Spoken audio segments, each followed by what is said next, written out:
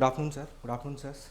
Good afternoon. You are Divyanshu Pal Nagar. Yes, sir. Please take a seat, Divyanshu. Thank you, sir. So, Divyanshu, can you give us a brief introduction, please? Sir मैं हिंदी में Yes, Hindi में हाँ हिंदी में ज़रा परिचय दें. Sir मेरा नाम दिव्यांशु पाल नागर है. मैं कोटा राजस्थान का रहने वाला हूँ. मैं आईआईटी कानपुर से एरोस्पेस इंजीनियर हूँ और उसके बाद मैंने हैदराबाद में लगभग 1 साल तक कार्य भी किया है एक स्टार्टअप में. और सर मेरी अभी रुचियाँ हैं एंड्योरेंस रनिंग करना और त्राटक मेडिटेशन की प्रैक्टिस करना. तो वो जो आप स्टार्टअप में आपने जो काम किया वो क्या था, उसमें क्या इन्वॉल्व था? सर जो स्टार्टअप था उसका नाम एडमाई ब्रांड था और ये sir online media space aggregator है. तो सर अगर मान लीजिए कोई भी कंपनी का जो मार्केटिंग मैनेजर है, अगर वो कोई एडवर्टीज़मेंट बुक करना चाहता है तो वो सर उसकी वेबसाइट पर जाकर ऑनलाइन एडवर्टीज़मेंट स्पेसेस ब्राउज़ कर सकता है एंड बुक कर सकता है. ये बताइए दिव्यांशु, आपका जो स्पेशलाइजेशन है वो तो इतना टेक्निकल है, एरोस्पेस इंजीनियरिंग, तो आप ये सिविल सर्विसेज में क्यों जाना चाहेंगे? सर क्या रुचि है, मोटिवेशन क्या है?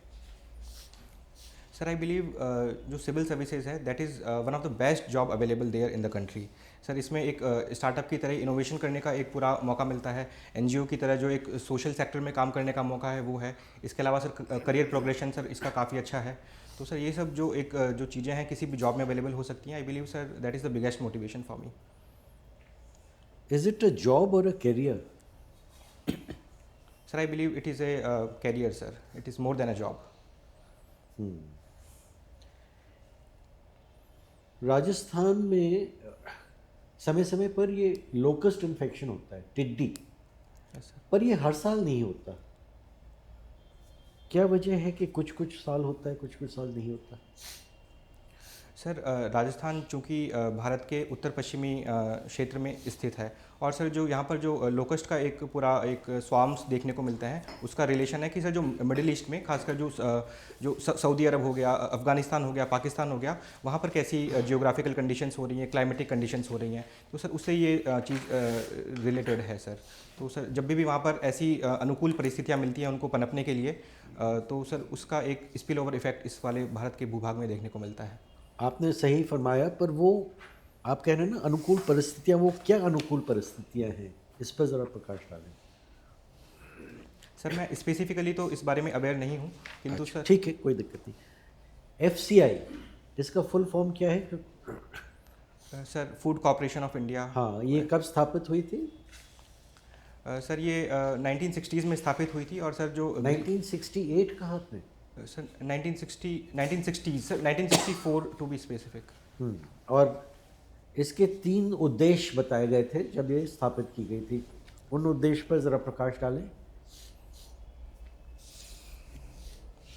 सर इसके जो 3 उद्देश्य मुख्यतया हैं सर, पहला तो यही कि जो देश में एक फूड सिक्योरिटी है उसको इंश्योर करना. दूसरा कि सर जो एक हमारा फूड सरप्लस एक पूरा एग्रीकल्चरल इकोसिस्टम है तो उसको फूड स्टोरेज के रूप में कार्य करना. और सर तीसरा एक मैं सोच सकता हूँ कि सर जो एक रीजनल इम्बैलेंसेस कई बार हो जाते हैं देश के किसी इस हिस्से में फेमाइन हो सकते हैं तो सर उस वाले केस में वहाँ पर ग्रेन्स पहुँचाना. सबसे इम्पोर्टेंट जो मुद्दा है वो तो आपने उस पर प्रकाश डाला ही नहीं, procurement. Definitely sir. Thank you sir. Final question आपसे, मिशन कर्मयोगी से आप क्या समझते हैं? सर मिशन कर्मयोगी सर जो एक सिविल सर्वेंट है उनका जो एक उसमें स्ट्रक्चरल रिफॉर्म्स लाने के उद्देश्य से लाया गया है. और सर इसका मूल उद्देश्य है जो एक रूल बेस्ड सिस्टम जो बना हुआ है उसको रोल बेस्ड सिस्टम में परिवर्तित करना. इसमें सर एक ऑनलाइन आई गॉट प्लेटफॉर्म है जिसके द्वारा सिविल सर्विसेज का कंटिन्यूस रीस्किलिंग एंड अपस्किलिंग पर जोर दिया जाता है. आई गॉट का full form? Sir I can try. Sir it is integrated online training. जी आप भूल गए, government online training. Thank you, sir. Thank you. Thank you sir. Divyanshu, yes sir. आप राजस्थान से हैं. Yes sir. विलेज का नाम आपका बड़ा इंटरेस्टिंग है, सावन भादों विलेज. Yes sir. ये इसके पीछे का क्या कारण है? सर सावन भादो जो हिंदू कैलेंडर है उसके 2 मंथ हैं, और जो सावन और भादो हैं सर वो जो वर्षा ऋतु होती है वो इन्हीं 2 महीनों में होती है। और सर जो मेरा गांव है वहाँ से एक अरू नामक एक नदी प्रवाहित होती है, और उसके कारण गांव के आसपास हरियाली भी काफ़ी अच्छी है, और एक एग्रीकल्चरल आउटपुट है वो भी सर काफ़ी अच्छा है। तो ये एक सर सीधा सीधा नाम मेरे गाँव से एसोसिएट होता है। अच्छा, कोई और ऐतिहासिक उसका आधार नहीं है? सॉरी सर, इस बारे में मैं और अवेयर नहीं हूँ। ओके। और जनपद कोटा है, yes sir.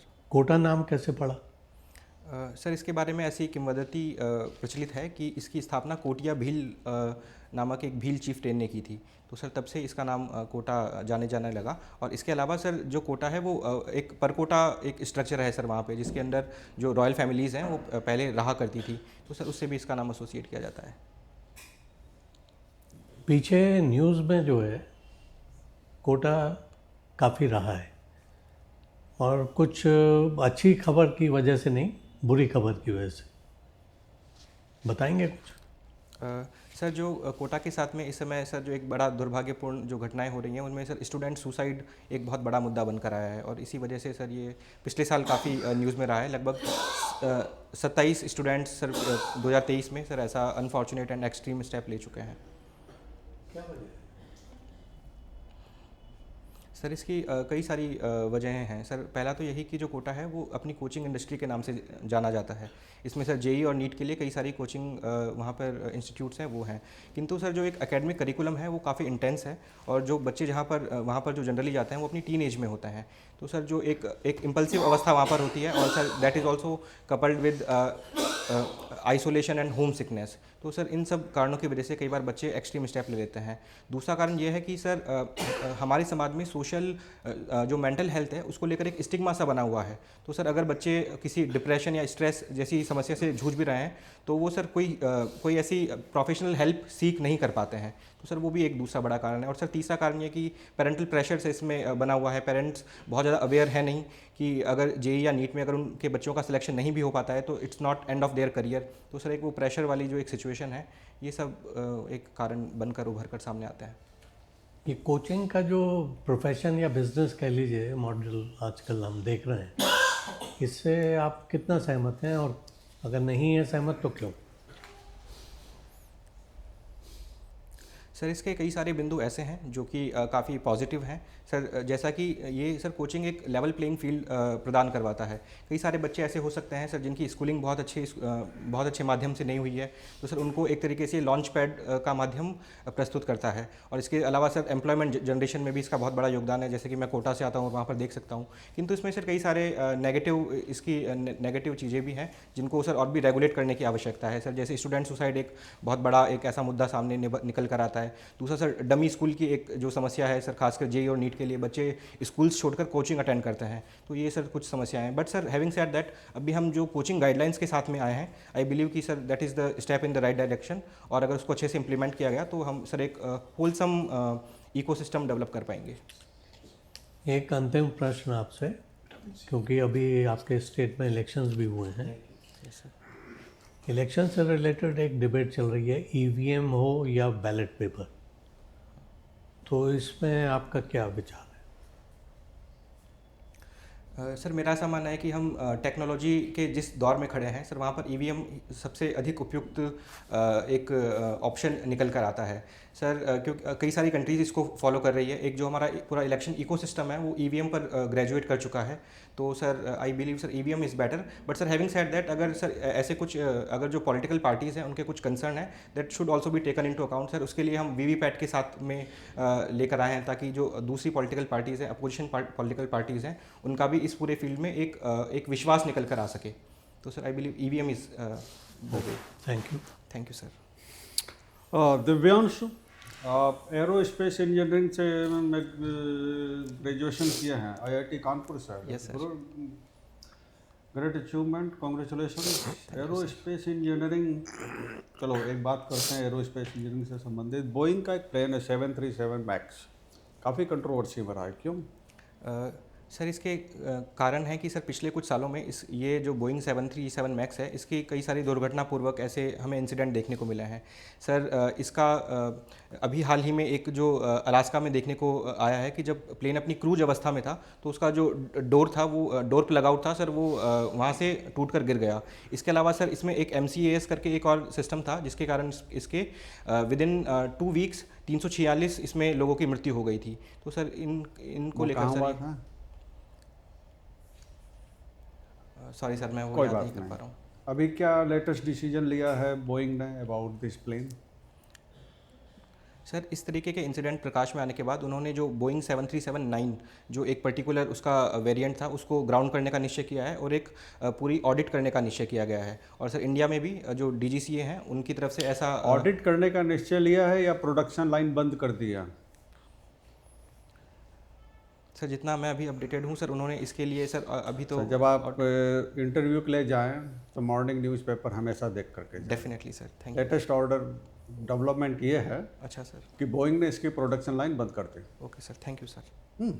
Okay, now what is this endurance running? आप एंड्योरेंस रनिंग में शौक रखते हैं, वेरी इंटरेस्टिंग। आप मैराथन दौड़ते हो? सर मैं अभी तक हाफ मैराथन दौड़ा हूँ और सर मेरा how many times? Sir 3 times I have achieved it. कहाँ, जयपुर? नहीं सर, अभी तो मैंने सर इसे पर्सनल लेवल पर ही सर स्टेडियम में सर दौड़ा है सर। अभी last time sir it was on 25 of December 2023। कहाँ? सर दिल्ली में ही, जहाँ पर मैं रहता हूँ। कौन से मैराथन थे?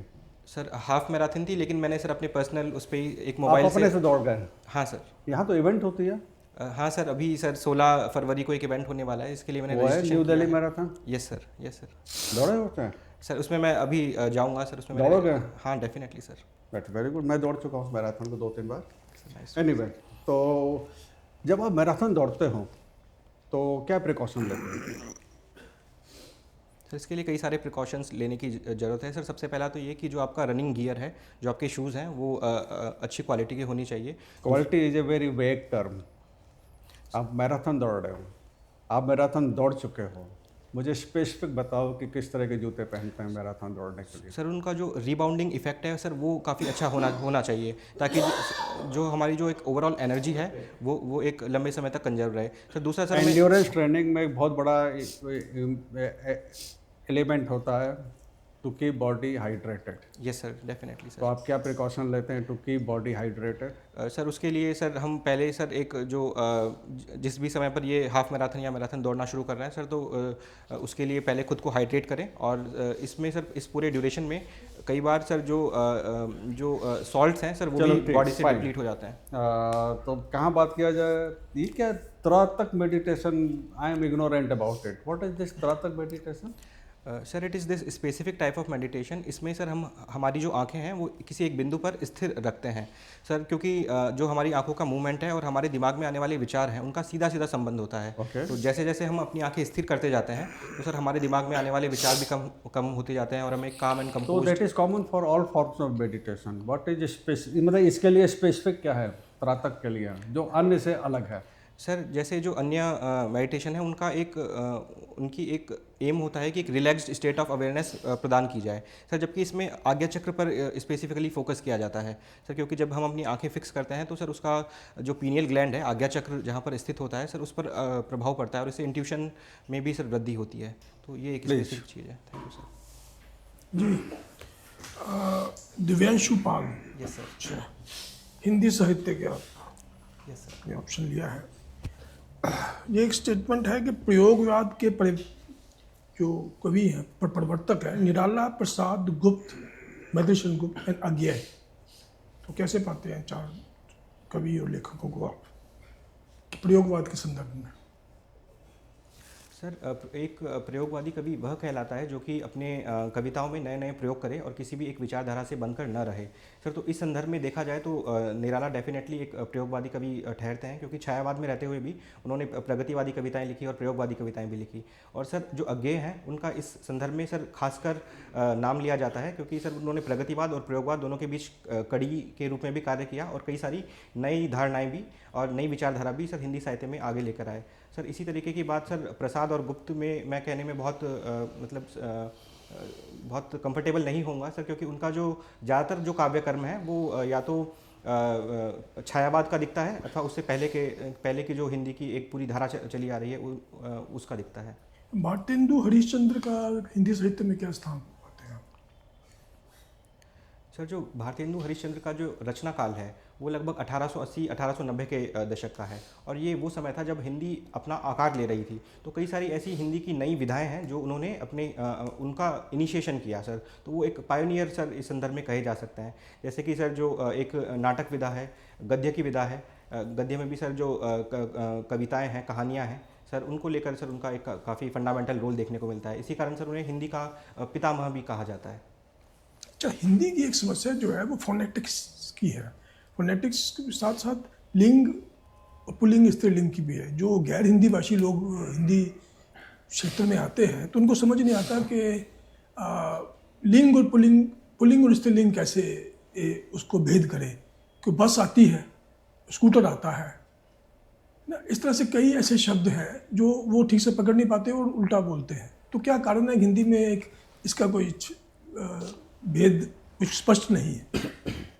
सर, इसका एक बहुत बड़ा कारण ये है कि जो एक हिंदी है सर, वो एक अपने आप में मिली जुली भाषा है। उसमें सर अवधी के तत्व भी मिल जाते हैं, जो एक बिहार में चली आ रही जो लैंग्वेजेस हैं उनके तत्व भी मिल जाते हैं, और साथ ही साथ में जो पश्चिमी हिंदी है, राजस्थानी, हरियाणवी, इन सब के तत्व भी मिल जाते हैं।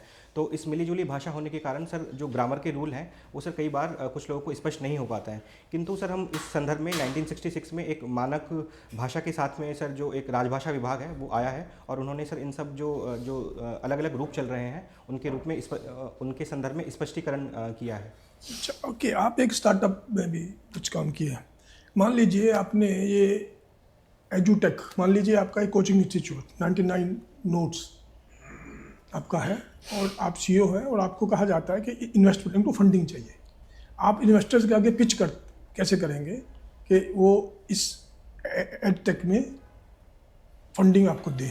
क्या क्या आप बताएंगे? सर, मैं कुछ सेकंड सोचने का समय लेना चाहूँगा।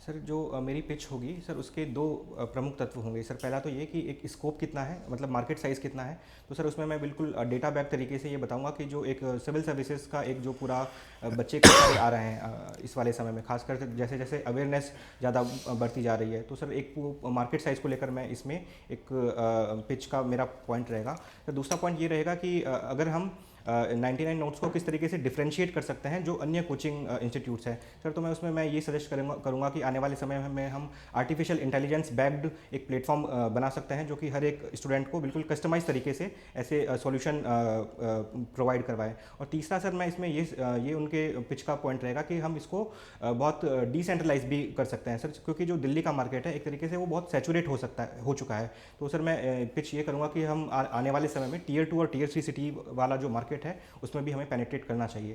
तो सर ये मेरे मुख्य बिंदु रहेंगे। इसमें जो है कि अल्फा क्रिएट करना, एक डिस्टिंक्शन क्रिएट करना इज वेरी डिफिकल्ट, क्योंकि जब इतनी क्राउडेड मार्केट होती है तो उसमें आप कैसे सोच सकते हैं कि आज मेरा ये फाइनेंशियल पैरामीटर्स ये है और 5 साल में मैं यहाँ पहुँचना चाहता हूँ, बिकॉज कंपटीशन आगे और ज़्यादा भी हो सकता है। तो कैसे आप कह सकते हैं कि मेरी जो विज़न है आज से 5 से 10 साल में वो मैं पहुंच पाऊंगा, तभी तो पैसा लगाएगा।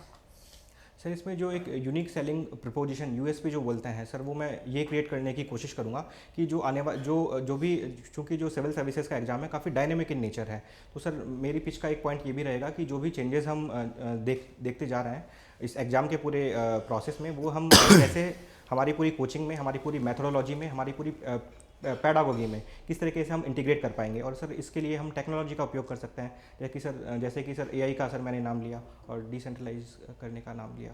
सर वो कुछ पॉइंट हो सकते हैं। Okay, just tell me 1-2 short questions. Do you know what is the tax to GDP ratio of country? हमारा क्या है? Yes sir. सर जो direct tax to GDP ratio है वो सर अराउंड 16 to 17% है। दैट इज वो राज्य और केंद्र का मिला के है कि खाली केंद्र का है? सर ये sir as far as I am updated sir it should be collective sir. हमारा जो टैक्स बेस कितना है? सर अभी थोड़े दिन पहले ही सर जो इस संदर्भ में डेटा आया है उसके अनुसार sir 6.93 crore total direct tax payers हैं? तो टैक्स पेयर्स हैं कि आर यू श्योर कि टैक्स पेयर्स हैं इतने? Sir 6.93 crore are individual tax payers और 7 करोड़ के ऊपर 7.12 crore are total direct tax payers. उसमें सर टैक्स पेयर्स और इनकम टैक्स रिटर्न फाइलर्स दोनों में अंतर है, तो उसमें क्या अंतर है और कितने लोग हैं जो टैक्स फाइल करते हैं और कितने लोग एक्चुअली टैक्स पेमेंट करते हैं? Sorry sir, I'll read about it. Study thank you sir. Divyanshu, yes sir. Divyanshu आप राजस्थान से आते हैं। राजस्थान में अभी इलेक्शन के दौरान कास्ट सेंसस का बहुत ज़्यादा जिक्र था। आप क्या ओपिनियन रखते हैं इस पर? Sir I believe going forward हम एक कास्ट सेंसस कंडक्ट करवा सकते हैं सर। इससे जो भी हमारी स्कीम्स हैं उनको फाइन ट्यून करने में मदद मिलेगी, और जो ऐसे सोशल ग्रुप्स हैं जो अभी तक पॉजिटिव जो एक अफर्मेशन की एम्बिट में नहीं है, उनको भी सर हम इसके एम्बिट में ला सकते हैं। किंतु सर जो इसके कई सारे इसके नुकसान बताए जाते हैं कि ये जो एक कास्ट सेंसस का डेटा है that can be misuse by some political party, sir हमें उसका अच्छे से ध्यान रखने की आवश्यकता होगी। बट सर अगर हम इन कुछ कंसर्न्स का ध्यान रख पाएँ तो I believe sir it is a progressive step. Affirmative action, yes sir. Reservation, yes sir. ये हेल्पफुल है? सर आई बिलीव कि अगर हम 1947 के बाद से अगर देखें तो सर ओवरऑल जिन जिन कैटेगरीज़ को ये रिजर्वेशन दिया गया है उनकी ओवरऑल सोशो इकोनॉमिक बेटरमेंट में इसका सीधा असर तो दिखता है। बट सर गोइंग फॉरवर्ड हमें इसमें कुछ रिफॉर्म्स भी करने की आवश्यकता है सर। जैसे कि जो एक ओबीसी में सब कैटेगराइजेशन की एक मांग उठ रही है, जो जस्टिस रोहिणी कमीशन बनाया गया है सर, उसी तरीके के हमें रिफॉर्म सर अदर कैटेगरीज में भी आई बिलीव सर समय के साथ लाने चाहिए, ताकि और भी रिफ्लेक्टिव हो सके और भी फाइन ट्यून हो सके। ओके। एक वर्ड होता है डोमिनेटिंग कास्ट, मुझे हिंदी में नहीं पता उसे क्या बोलेंगे, you understand it very well. Dominating caste के क्या क्या फैक्टर्स हो सकते हैं कि ये स्पेसिफिक कास्ट डोमिनेटिंग है? सर इसके कुछ पैरामीटर्स जिसके आधार पर किसी कास्ट को डोमिनेटिंग कास्ट कहा जा सकता है। सर सबसे पहला उनका न्यूमेरिकल स्ट्रेंथ कितना है सर, क्योंकि वो सीधा रिफ्लेक्ट होगा कि उनका पॉलिटिकल रिप्रेजेंटेशन क्या है। सर दूसरा कि उनका सर एक हिस्टोरिकल पर्सपेक्टिव क्या रहा है, नंबर 2 ये है। और सर तीसरा ये कि सर उनका ओवरऑल सर सोशो इकोनॉमिक जो एक ऑक्यूपेशन है सर, वो किस तरीके का ऑक्यूपेशन है। अगर वो ट्रेडिशनली सर जो एक निचले ऑक्यूपेशंस में ऑक्यूपाइड हैं, या फिर सर एक उनका एक सर्विस सेक्टर में इंडस्ट्रियल सेक्टर में उनका ऑक्यूपेशन रहा है, वो सर एक तीसरा फैक्टर हो सकता है। और सर चौथा फैक्टर ये भी है कि सर उस कास्ट में महिलाओं की स्थिति कैसी है, क्योंकि that also reflects to overall socio economic betterment. Okay. Do you agree Jat Yadavs ये डोमिनेटिंग कास्ट में आते हैं? सर अगर इन सब जो पैरामीटर्स मैंने अभी बताया, अगर उन पैरामीटर्स पर इन कास्ट को देखा जाए तो I believe sir they are dominating than other caste, relatively sir वो डोमिनेटिंग है।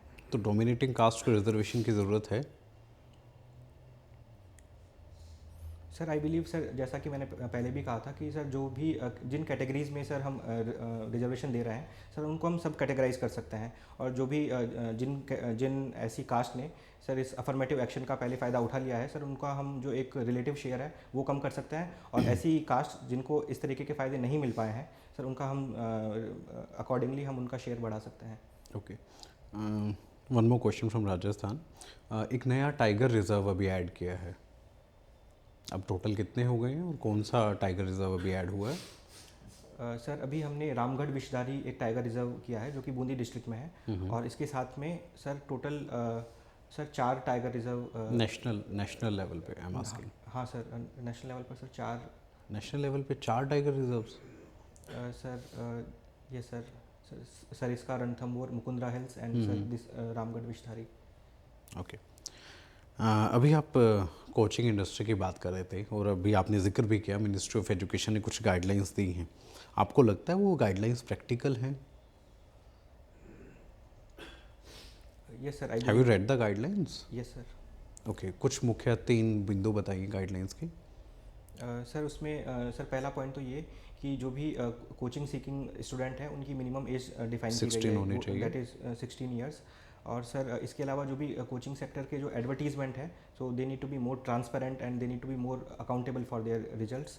और सर इसके अलावा सर जो ट्यूटर्स हैं उनकी भी एक मिनिमम क्वालिफिकेशन डिसाइड की गई है कि उनको एक ग्रेजुएट स्तर का एटलीस्ट होना चाहिए। और सर इसके अलावा पेनल्टीज़ का भी इसमें प्रोविज़न किया गया है। Sir I believe sir it is totally implementable. Sir since मैं कोटा से आता हूँ और सर वहाँ पर एक बहुत बड़ी समस्या यही देखने को मिलती है कि जो जेई और नीट की कोचिंग्स हैं वो क्लास 6 क्लास 7 से ही सर बच्चों को कोचिंग पढ़ाने लग जाती है। तो सर अगर स्कूल की जगह कोई विद्यार्थी कोचिंग अटेंड करता है तो इसका एक ओवरऑल डेवलपमेंट सर कहीं ना कहीं प्रभावित होता है। तो आई बिलीव कि सर ये जो गाइडलाइंस हैं they are the need of the art sir. Divyanshu, मेरा लास्ट सवाल, पार्लियामेंट में अभी 6 बिल्स पास हुए थे, are you aware? Yes. Spectrum bill जो था उसके बारे में कुछ बताइए। सर मैं कुछ सेकंड सोचने का समय लेना चाहूँगा।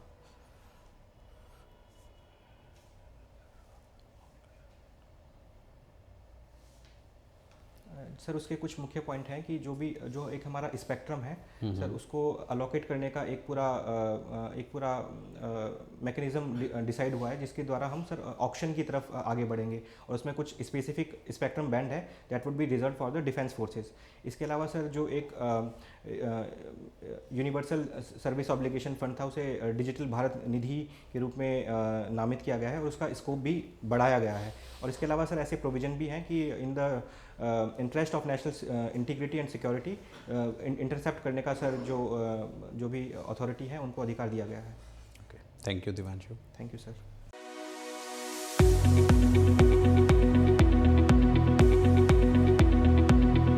कब है आपका सर 7 फरवरी। इंटरव्यू? 7 फरवरी।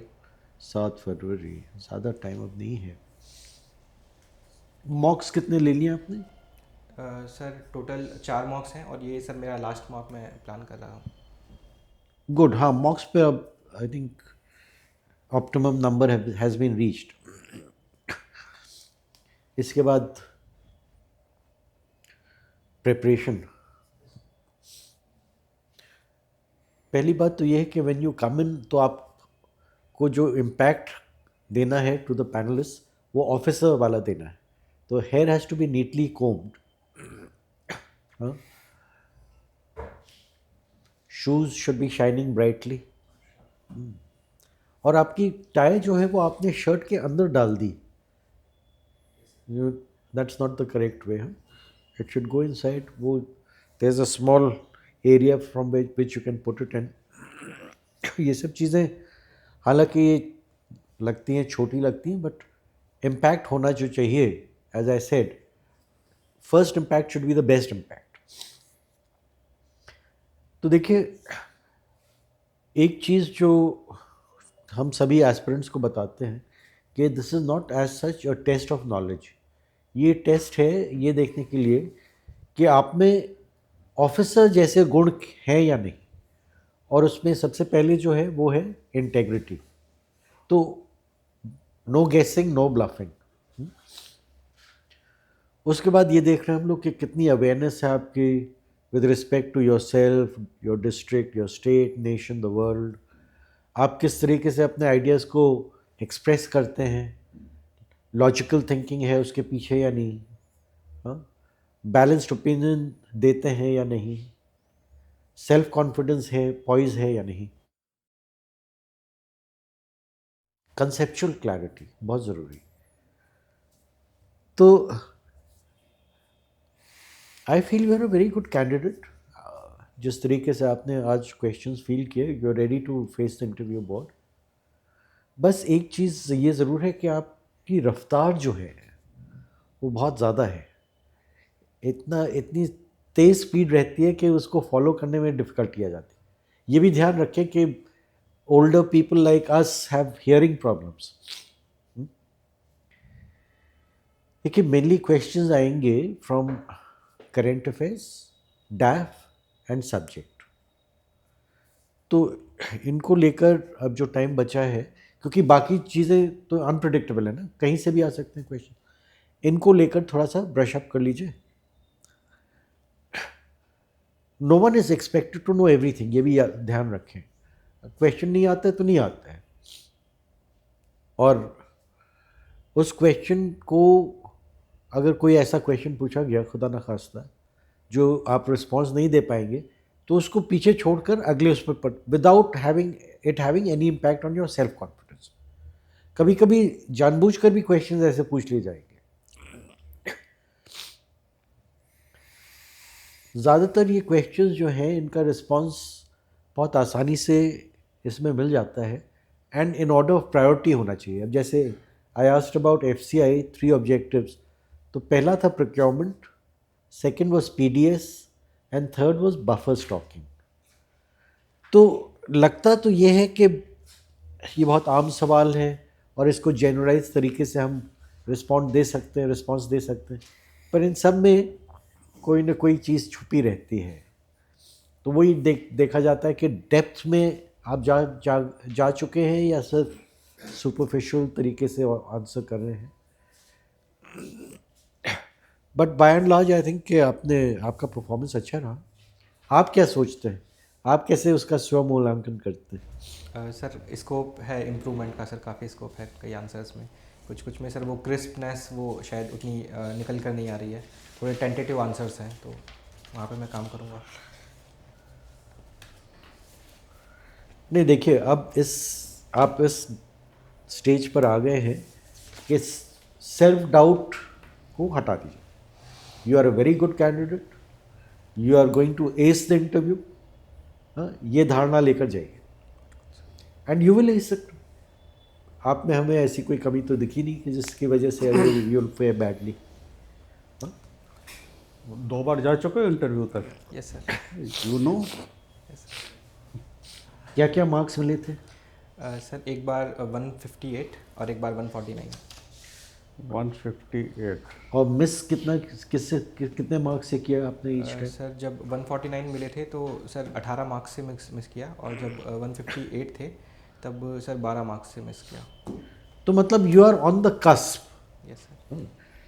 अब किसे कैसे गए हैं मेंस? सर मेंस बेटर है सर पिछले ईयर से।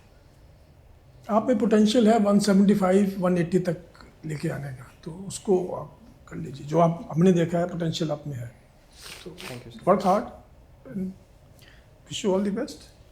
Best of luck. You are good. Interview जब जाएंगे मॉर्निंग पेपर देख के जाना, श्योर सर।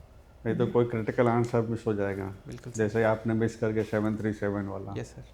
अखबार देखे, न्यूज़ है, हेडलाइन न्यूज़ है। एटलीस्ट हेडलाइंस पढ़ लीजिए, कम थोड़ा idea. Sure sir. Sure sir. ठीक है, okay sir, thank you sir. All thank you right, sir. All the best. Thank you sir.